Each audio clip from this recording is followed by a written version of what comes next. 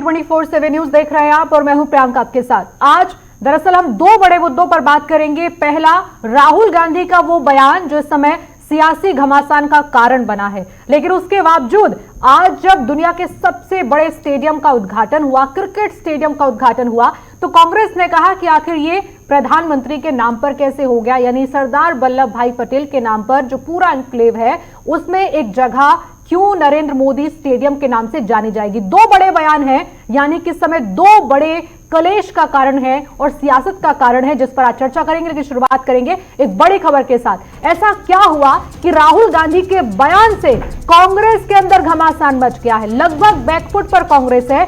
कांग्रेस दरअसल घिरी हुई है राहुल गांधी के एक बयान की वजह से कम राहुल गांधी के अलावा कोई और नेता नहीं है जो समझा पा रहा हो कि आखिर राहुल गांधी ने ऐसा क्यों कहा। बीजेपी कह रही है ये उत्तर भारतीयों का, उत्तर भारत का अपमान है और दक्षिण भारत से राहुल गांधी प्रेम जता रहे हैं अपने बयान के जरिए। यह दरअसल घटना है त्रिवेंद्रम की। एक कार्यक्रम था जहां राहुल गांधी थे और राहुल गांधी ने जब बयान दिया केरल को लेकर, दक्षिण भारत को लेकर, तो राहुल गांधी पर पूरी बीजेपी हमलावर हो गई। यहां तक कि स्मृति ईरानी ने एहसान फरामोश तक राहुल गांधी को कह दिया। लेकिन उस बयान में ऐसा क्या था, पहले आपको वो सुनवाते हैं कि राहुल गांधी ने आखिर ऐसा क्या कह दिया जिसके बाद से पूरी बीजेपी कांग्रेस पर हमलावर है, खासकर राहुल गांधी पर, और याद दिला रही है राहुल गांधी को बीजेपी कि आपके परिवार के बहुत सारे सदस्य इन्हीं क्षेत्र से, खासकर उत्तर प्रदेश से, उत्तर भारत से सियासत करते आए हैं। दो बड़े मुद्दे जिस पर बात होगी। पहला ये कि मोटेरा का नाम मोदी स्टेडियम रखा गया तो कांग्रेस ने कहा यह तो सरदार पटेल का अपमान है, और दूसरा मुद्दा ये कि राहुल गांधी के बयान पर बवाल मचा हुआ है। बीजेपी कह रही है यह तो उत्तर भारत का अपमान है। दक्षिण भारत की पैरवी करते हुए, प्रशंसा करते हुए, तारीफ करते हुए उत्तर भारतीयों के अपमान की कोशिश की है कांग्रेस की तरफ से राहुल गांधी ने जो बयान दिया। सुनिए जरा राहुल गांधी ने क्या कहा। धन पर झूठ बोलेंगे, अर्थव्यवस्था से झूठ बोलेंगे, किसानों से झूठ बोलेंगे, महिलाओं के अत्याचार पे झूठ बोलेंगे। अजय वर्मा जी, मेरा सवाल ये है, राहुल गांधी ने कहा कि मुझे अचानक से लगा कि केरल, मतलब यहाँ के लोग मुद्दों में दिलचस्पी रखते हैं, जमीनी तौर पर मुद्दों के विस्तार में जाने वाले हैं। उत्तर भारत के लोग ऐसा नहीं करते हैं या उत्तर प्रदेश के लोग नहीं करते हैं। आप लोगों ने खुद अपनी किस्मत कितनी बार आजमाई है, ये लोग कैसे आपको नहीं समझ पा रहे हैं जो आप जाके केरल में समझा रहे हैं लोगों को।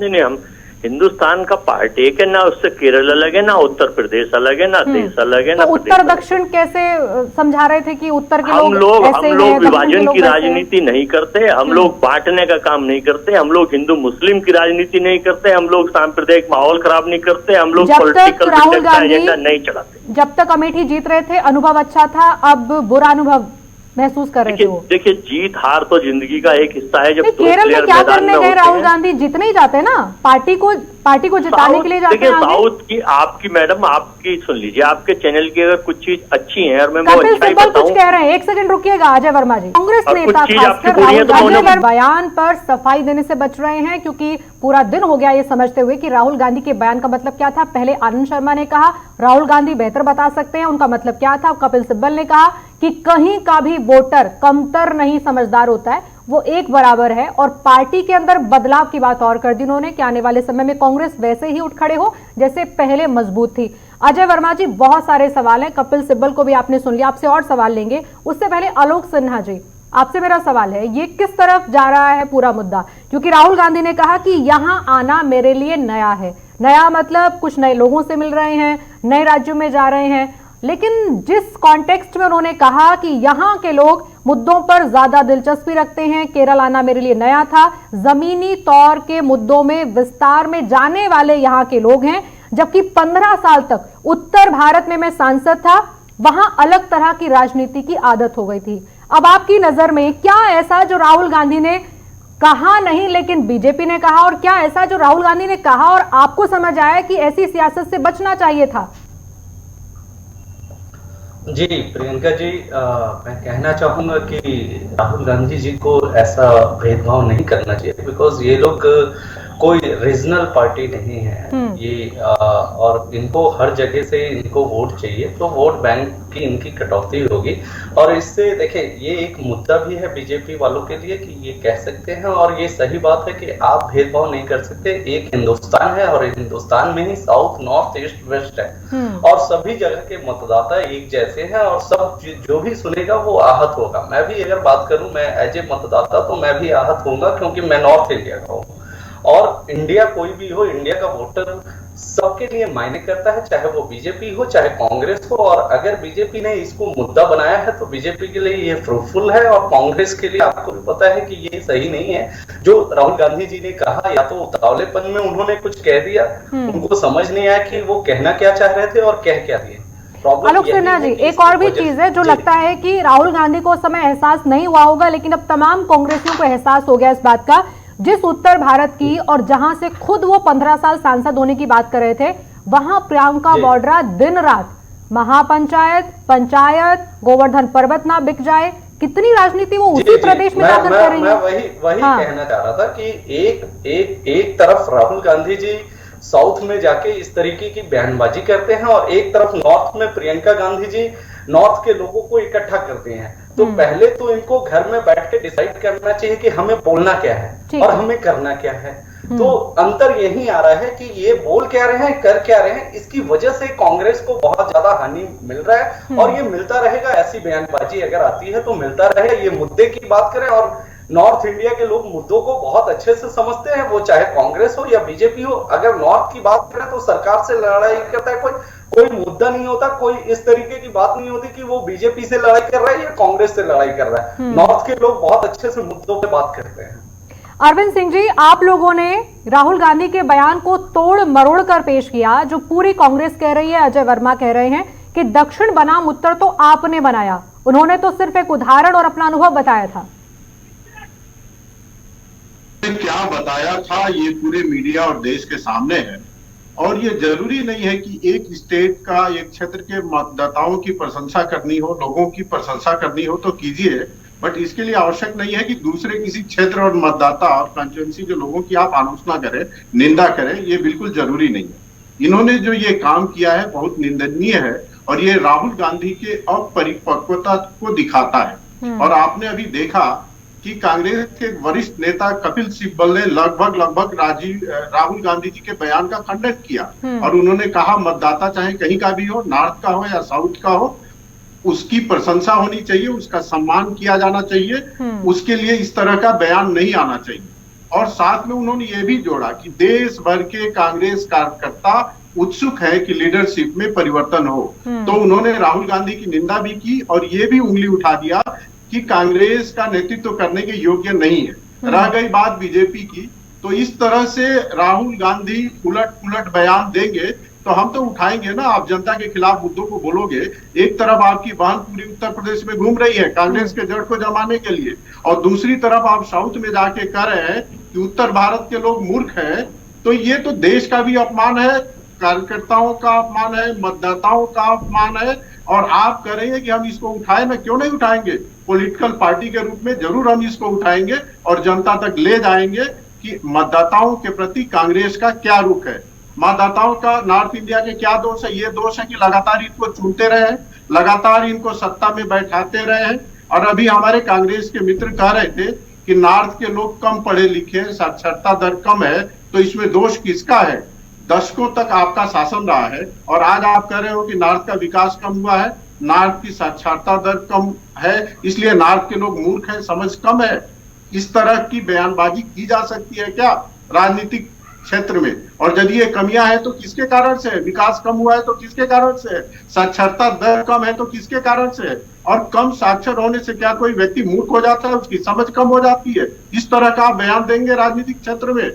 तो ये तो लोकतंत्र का, मतदाताओं का और पूरे देश का अपमान है। और अजय वर्मा जी जल्दी से जवाब दीजिए। नहीं किए हैं अजय वर्मा जी जल्दी से जवाब दीजिए। नॉर्थ कपिल सिब्बल ने भी तो वही सुना ना जो सबने सुना। कपिल सिब्बल ने भी उसी बयान पर प्रतिक्रिया दी है राहुल गांधी के, जो बीजेपी कह रही है। राहुल गांधी को डिफेंड करने को कपिल सिब्बल तो कहीं नहीं तैयार दिखे। वो तो कह रहे हैं कि किसी भी मतदाता के बारे में उसे कमतर समझना अच्छा नहीं है, सब मतदाता समझदार है। इसका मतलब क्या है? देखिए, हाँ, हेलो, बोलिए अजय जी।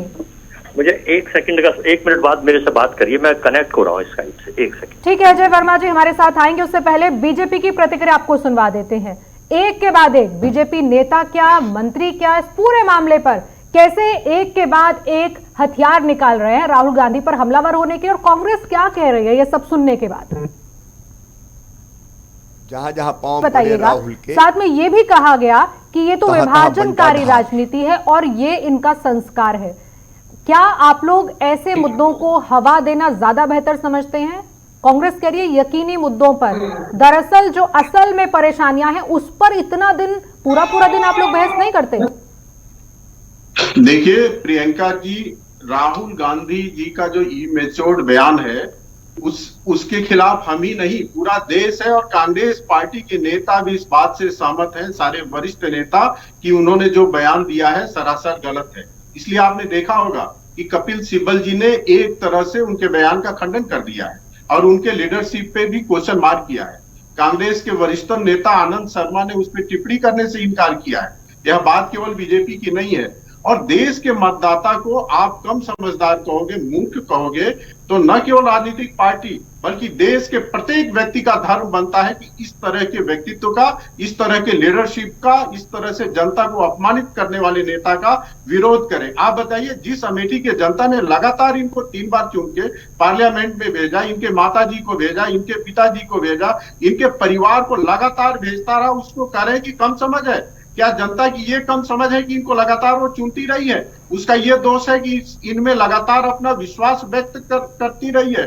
इसका तो कोई भी समर्थन नहीं कर सकता है, न मीडिया कर सकती है, न आप कर सकती है, न कोई पॉलिटिकल पार्टी कर सकती है। और प्रियंका जी जा रही हैं, यूपी में घूम रही हैं, कल से वो जवाब दे जनता को कि उस जनता के बीच जा रही है, क्या वो कम समझदार है, वो बेवकूफ है?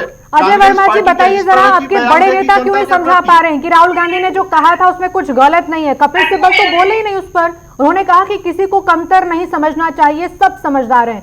और आनंद शर्मा जी ने कहा कि राहुल गांधी समझा, इन्होंने क्या कहा?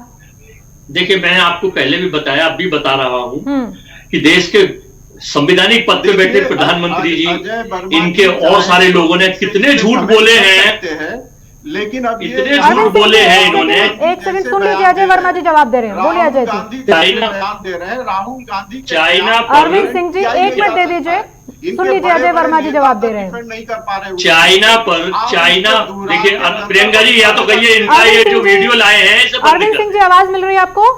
अजय वर्मा जी को जवाब देना, उनसे सवाल है, सुन लीजिए 1 मिनट। एक तो मैं क्षमा चाहता हूं, थोड़ा लेट हो गया, मैं ट्रैफिक में डायरेक्ट नहीं जुड़ पाया। बखूबी मैं दूसरी चीज ये बताना चाहता हूं कि देश के प्रधानमंत्री सबके प्रधानमंत्री होते हैं, संवैधानिक पद पे बैठते होते हैं।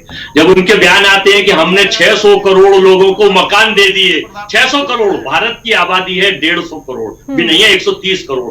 फिर वो कहते हैं, मैंने अभी आपको पहले भी सुनाया था, प्रधानमंत्री जी की भाषा सुना रहा हूं आपको, कि मैं विदेश की धरती पर खड़े होकर उन्होंने कहा हमें इंडिया में पैदा होने और भारतीय कहने पर शर्म आ रही है।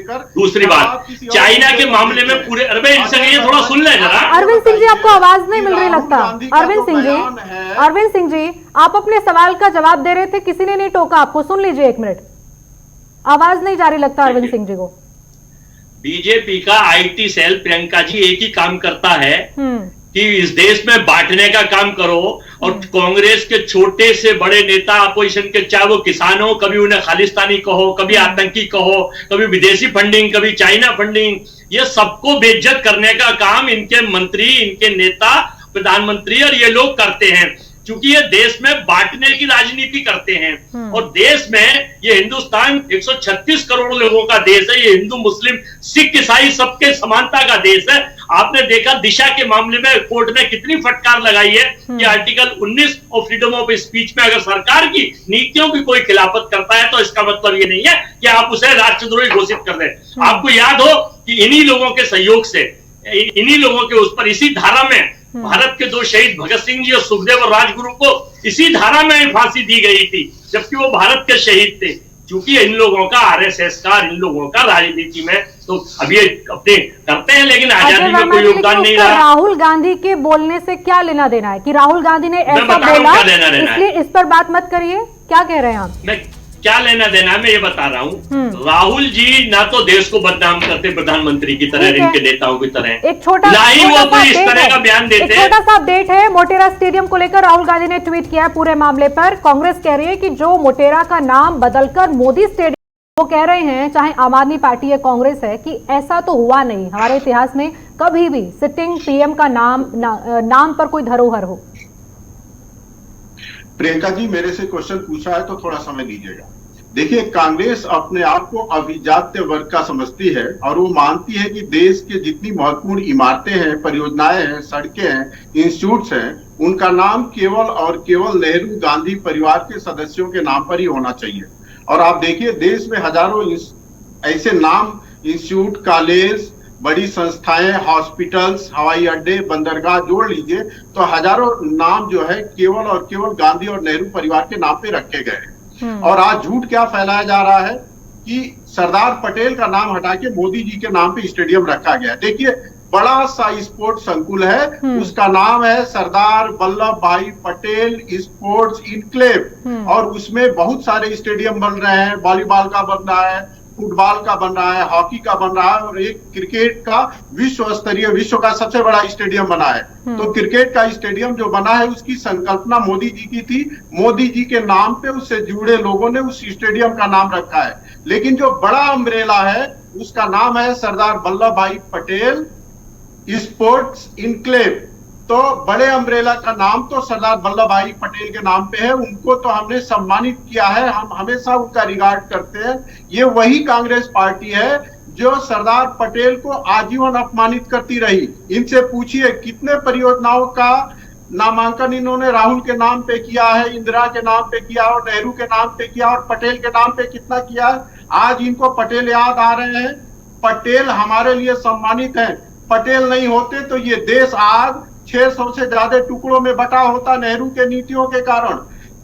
पटेल इस देश को जोड़ने वाली शक्ति है। पटेल बहुत बड़े नाम है। एक सवाल और भूल रहे हैं आप, एक सवाल और भूल रहे हैं। चलिए, आपने सफाई दी, आपको जो बेहतर लगा आप लोगों ने किया। एक सवाल और भूल रहे हैं आप, एक सवाल और है आपसे। अरविंद सिंह जी, सरदार भाई पटेल अरविंद सिंह जी संकुल है। ठीक है, आपने साफ कर दिया, अच्छा हुआ आपने बता दिया। लेकिन एक चीज बताइए मुझे, जब मायावती ने मूर्तियां लगवाई 3 करोड़ की अपनी खुद की, कोर्ट में केस गया, आप लोगों ने क्या किया? कभी आपने सराहा? आपने उन्हीं सबको भुनाया कि कैसे हवाई अड्डों के नाम, कैसे स्टेडियम के नाम, कैसे धरोहर के नाम, कैसे मूर्तियां लग रही हैं अपनी? यही तो सियासत आप भी कर रहे थे। प्रियंका जी, ये क्वेश्चन बहुत अच्छा है, थैंक यू ये क्वेश्चन पूछने के लिए। देखिए, मायावती जी ने जब मूर्तियां लगाई तो ये उनके सरकार का, खुद मुख्यमंत्री रहते उनका अपना डिसीजन था कि मेरी मूर्तियां लगेंगी, और हमने उसका विरोध किया था। जबकि ये स्टेडियम का जो नाम रखा गया है ये गवर्नमेंट ऑफ इंडिया का फैसला नहीं है, क्रिकेट एसोसिएशन से जुड़े हुए लोगों का फैसला है, नरेंद्र भाई का फैसला नहीं है। दूसरा, नरेंद्र मोदी एक ऐसे पर्सनालिटी आज बन गए हैं जिसके नाते राष्ट्र का जो गौरव है पूरे विश्व में राष्ट्र सम्मानित हुआ है, और ऐसे प्रधानमंत्री हैं जिनको 4-4, 5-5 देशों ने अपना सर्वोच्च नागरिक पुरस्कार दिया है, चाहे रसिया हो, चाहे साउथ कोरिया हो, चाहे सऊदी अरबिया हो, चाहे संयुक्त अरब अमीरात हो, और आप चले जाइए संसार के किसी भी देश में मोदी जी का डंका बजता है और मोदी जी के नाते हमारा भी यशोगान होता है।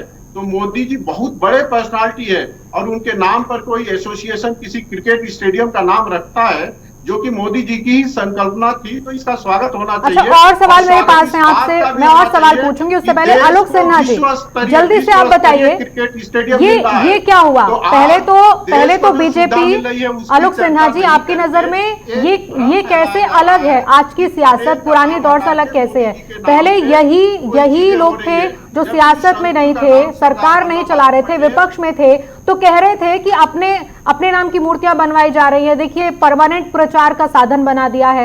ये कह रहे थे क्यों एयरपोर्ट के नाम पर अधिकार, ऐसे नाम क्यों लिए जा रहे हैं, धरोहर के नाम पर नेताओं के नाम कैसे नामकरण हो रहा है, और वो नामकरण किसी के सत्ता में रहते, मायावती को छोड़ दें तो किसी के सत्ता में रहते नहीं हो रहा था। फिर आज जब कांग्रेस ये कह रही है कि आपने ऐसा क्यों किया, तो उसका जवाब, क्या ये सरदार पटेल के नाम पर पूरा इंक्लेव है, जस्टिफाइड लगता आपको? देखें प्रियंका जी, जो अरविंद जी ने कहा, ये स्टेडियम जो है, ये कॉम्प्लेक्स सारा सरदार पटेल जी के नाम पे ही है।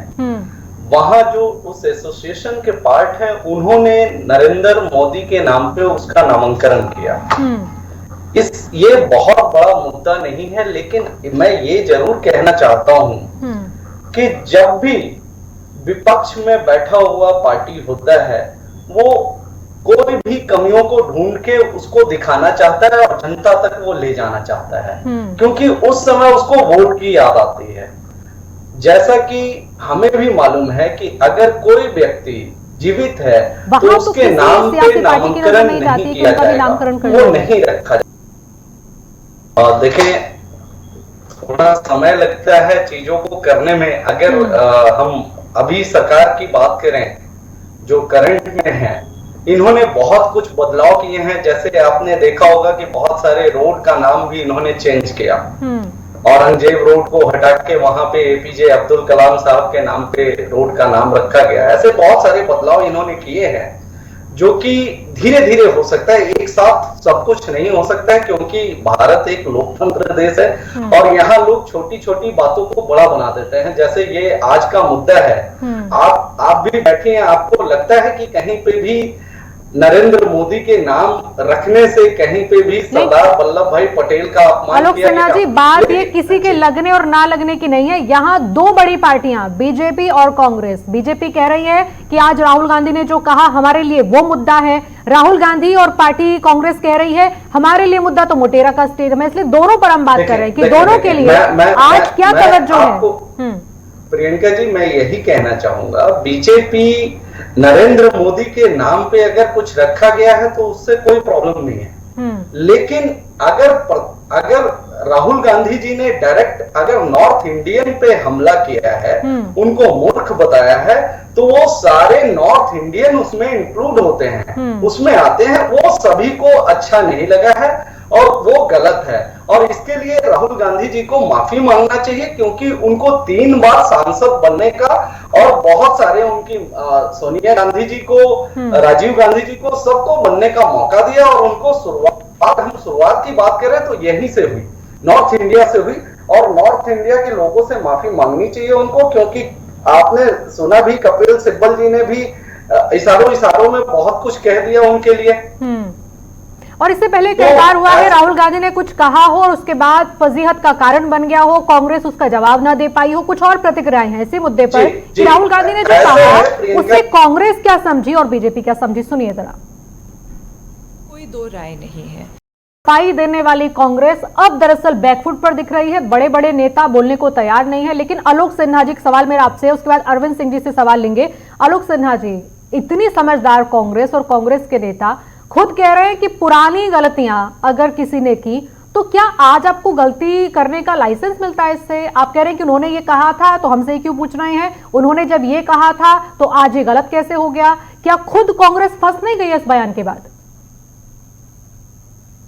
प्रियंका जी की कांग्रेस की अगर हम बात करें, राहुल गांधी जी की बात करें, तो मोटेरा स्टेडियम को लेके इतना कंफ्यूज हो गए हैं कि उन्हें ये समझ नहीं आ रहा कि भारत और इंग्लैंड में मैच है।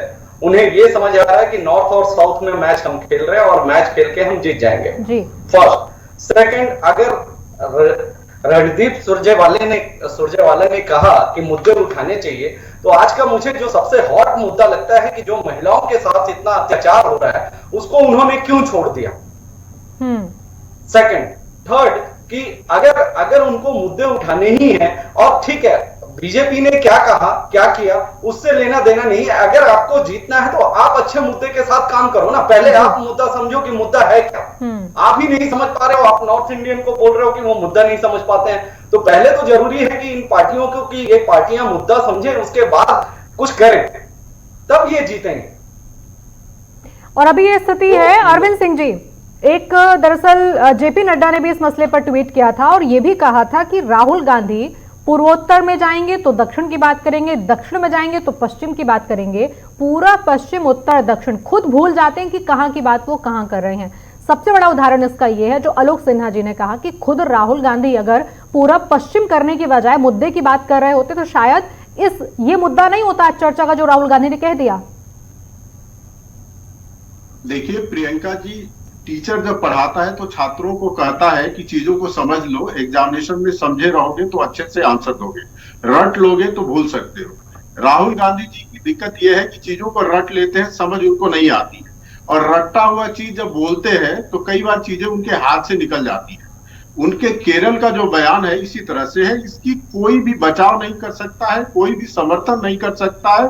ये घोर निंदनीय बयान है, और अच्छा होता कि समय रहते वो माफी मांग लेते, इसके लिए रिग्रेट प्रस्तुत कर लेते तो उनकी थोड़ी सी छवि बच जाती।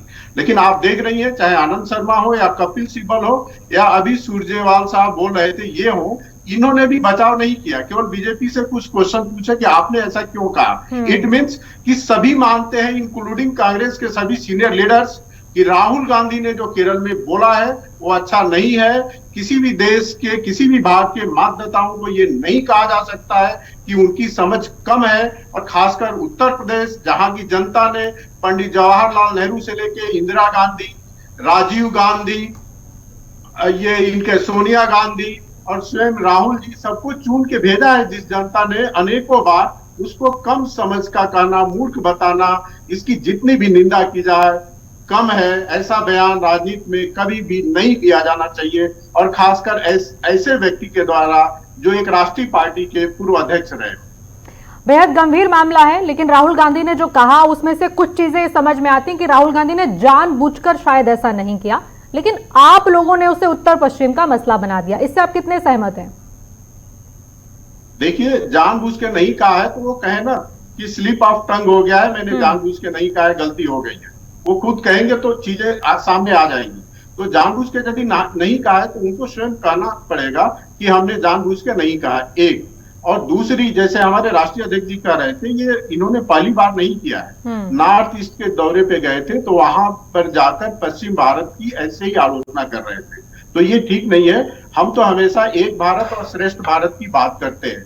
आप देश के किसी भी भाग में जाइए, आप इश्यूज की बात करिए, मुद्दों की बात करिए, आप सरकार की आलोचना करिए, बस देश की आलोचना करना, देश के किसी भाग की आलोचना करना और देश के मतदाताओं की आलोचना करना, इसको कौन स्वीकार करेगा? ठीक है, अरविंद सिंह जी, आलोक सिन्हा जी, आप दोनों का बहुत बहुत शुक्रिया। अजय वर्मा जी भी हमारे साथ थे, आपका भी बहुत बहुत शुक्रिया चर्चा का हिस्सा बनने के लिए। लेकिन दो बड़े कारण आज के सियासी घमासान के ये हैं कि राहुल गांधी ने जो कहा उसके बाद से उसे दक्षिण बनाम उत्तर बनाकर ये कहा गया कि राहुल गांधी और कांग्रेस पार्टी इस पूरे मामले पर सफाई दे या माफी मांगे।